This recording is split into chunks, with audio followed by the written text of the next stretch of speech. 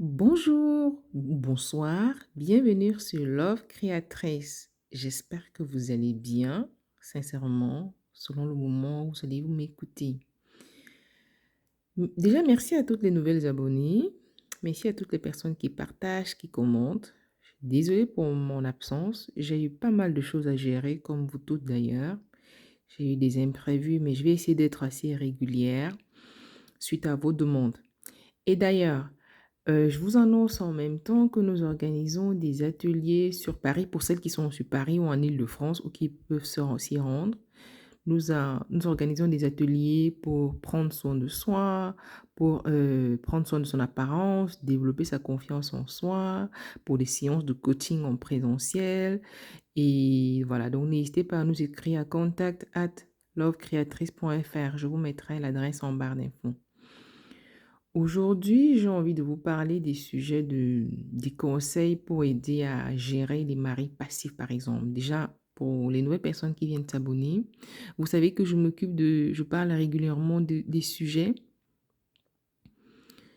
des relations amoureuses, particulièrement comment gérer les imprévus ou comment gérer des désaccords. Donc, n'hésitez pas à regarder mes précédentes vidéos, mes précédents podcasts.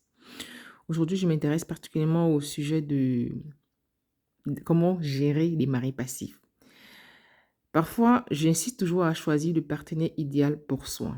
Mais il peut arriver qu'au cours de la vie de couple, le comportement du mari se différencie. Les femmes, nous avons l'habitude de prendre pas mal de choses sur nous, en fait certaines. Moi, c'est différent. J'accepte uniquement ce que je sais que je peux assumer, et si je sens que je peux plus, je n'hésite pas à demander de l'aide. Pour moi, être en couple, c'est vraiment s'entraider, être complémentaire et supporter certaines choses qui peuvent être lourdes à supporter seul, en fait. C'est vraiment s'alléger quelque part. Pour justement, si vous avez par exemple un conjoint ou un mari qui du jour au lendemain devient passif ou qu'il a toujours été, c'est important vraiment d'instaurer la communication, c'est la base. Bon, bien sûr, la communication intelligente, efficace et au bon moment. C'est la base. Prenez un temps opportun, c'est vous qui savez à quel moment votre mari ou votre partenaire de vie est le plus proche, est le plus à même de vous écouter. De vous écouter. On développe encore plus d'astuces, plus pendant les ateliers, mais premièrement, prenez le temps de discuter avec lui. Donnez-lui l'occasion de s'exprimer. Peut-être qu'il a des raisons pour son comportement qui est devenu passif ou qui a toujours été passif. Essayez de comprendre son point de vue. En fonction de ça, vous pouvez trouver des solutions ensemble. Surtout si par exemple, les tâches ménagères ou peut-être vous sortez du boulot le matin tous ensemble et vous revenez le soir et que par exemple, je prends l'exemple que l'une de vous m'a partagé. Il fallait qu'elle court donner le bain aux enfants. Fallait qu'elle aille à la cuisine pendant que monsieur était par exemple sur ses jeux vidéo ou devant la télévision. Ça, c'est justement, c'est le cas vraiment le plus fréquent que je rencontre, beaucoup de femmes ont. Ou alors, il est sorti aller voir ses amis, par exemple. Et il a les senseurs à la maison. Donc, c'est vraiment important pour celles qui sont pour la communication non violente, pourquoi pas, mais vraiment adaptée en fonction de la situation. Prendre le temps de l'écouter, d'en parler avec lui de manière posée, au moment opportun. Essayez d'en discuter, voir s'il n'y a pas de raisons valables, bien sûr, hein, valables, mais si c'est juste qu'il a envie de se reposer, ben vous lui dites que oui, vous partagez les tâches et après vous allez vous reposer ensemble. Mais c'est inadmissible qu'il soit par exemple devant la télévision ou par exemple qu'il soit juste en train de faire une communication qu'il peut faire plus tard, par exemple. Donc vraiment, essayez de creuser le sujet de manière plus profonde. Encouragez-le dans la responsabilisation.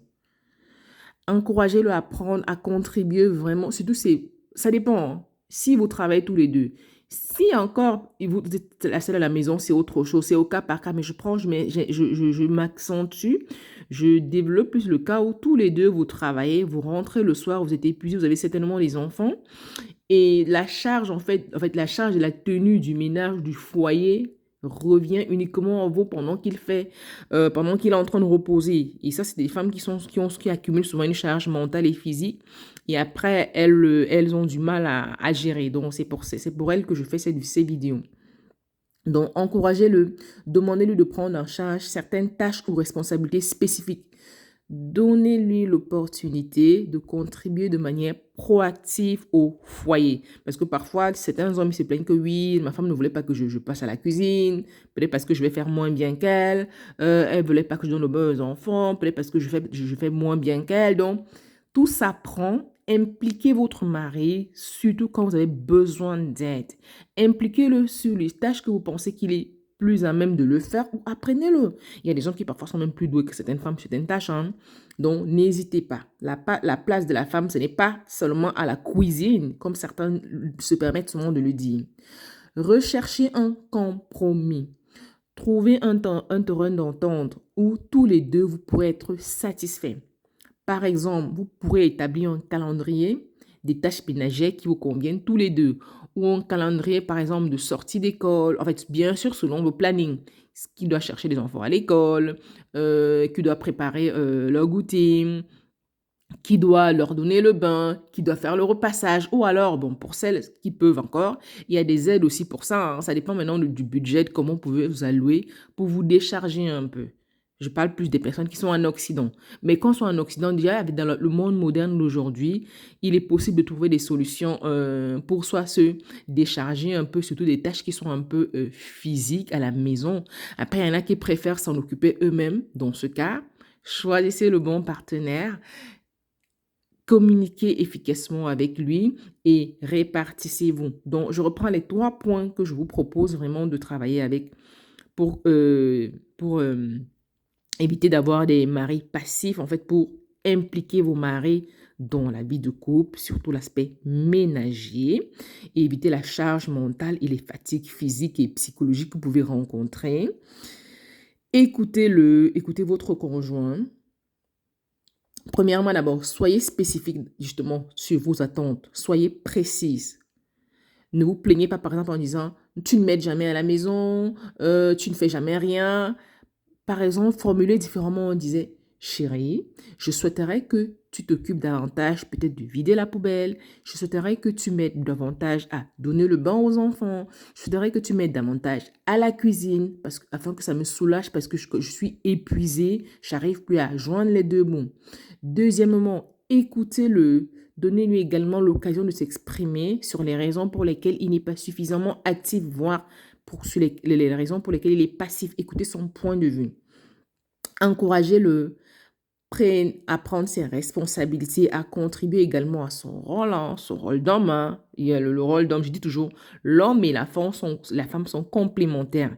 Il n'est pas question de dire que, oh, l'homme c'est l'homme c'est le roi, je sais pas, le chef, oui, c'est le chef de la famille, mais au bon sens du terme, pas au sens d'esclavagiste ou pas au sens de manquer de respect, par exemple.